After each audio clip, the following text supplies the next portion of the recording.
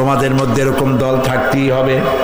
ওয়ালতাকুম মিনকুম উম্মাতুন ইয়াদউনা ইলাল খায়র ওয়া ইয়া'মুরুনা বিল মা'রুফ ওয়া ইয়ানহাউনা আনিল মুনকার ওয়া উলাইকা হুমুল মুফলিহুন।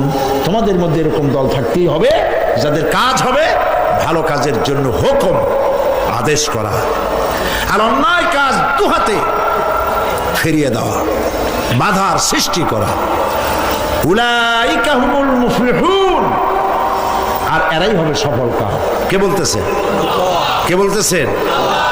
এরপরে রব্বুল আলামিন বলেছেন কাজটি যেমন উম্মতির, কাজটি হলো দলের। আবার আল্লাহ পাক বলতেছেন এই কাজটি হলো রাষ্ট্রের কাজ। আল্লাহ পাক বলছেন আল্লাযীনা ইম্মাক্কান্নাহুম ফিল আরদ আকামুস সালাতা ওয়া আতাউজ যাকাতা ওয়া আমারু বিল মা'রুফ ওয়া নাহাউ আনিল মুনকার ওয়া লিল্লাহি আকিবাতুল উমুর। আমি যদি মুমিনদের ক্ষমতা দেই, মুমিনেরা যদি ক্ষমতায় যায়, কারা ক্ষমতায় যায় বলেন না জোরে? মুমিনেরা যদি ক্ষমতায় যায় 4 দফা কাজ করবে। কয় দফা? 4 দফা। আর বেঈমান ফাসিক তারা ক্ষমতায় গেলে করে 2 দফা। ফাসিক যারা তারা ক্ষমতায় গেলে কাফের ফাসিক, ওরা যদি ক্ষমতায় যায় কয় দফা করে?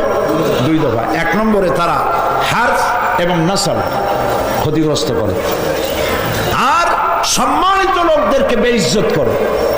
এটা হলো ওদের কাজ। প্রমাণ হয়ে গেছে না? এটা হলো তাদের কাজ। আর ইমানদার লোকেরা 4 দফা কাজ করে ক্ষমতায় গেলে। কি কি?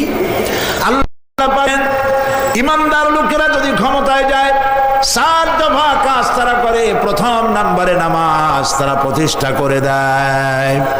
রাষ্ট্রীয়ভাবে হুকুম করা হয় নামাজ বাধ্যতামূলক।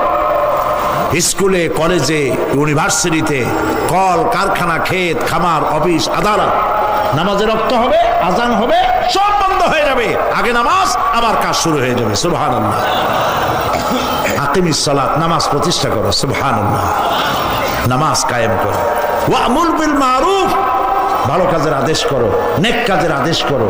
ওয়ানহা আনিল মুনকার, আর খারাপ কাজ দুয়াতে বিরাও। ওয়াসবির আলা মা আসাবাক, আর বিপদ আসলে ধৈর্য ধারণ করো। এই কাজটা হলো এমন, এই কাজ করতে গেলে বিপদ আসবে। এই কাজ করতে গেলে কি হবে? বিপদ আসবে। আপনি যখনই অন্যায় কাজের প্রতিরোধ করবেন বিপদ আসবে, তখন এই বিপদের সময় ধৈর্য ধারণ করতে হবে। বিপদের সময় কি করতে হবে?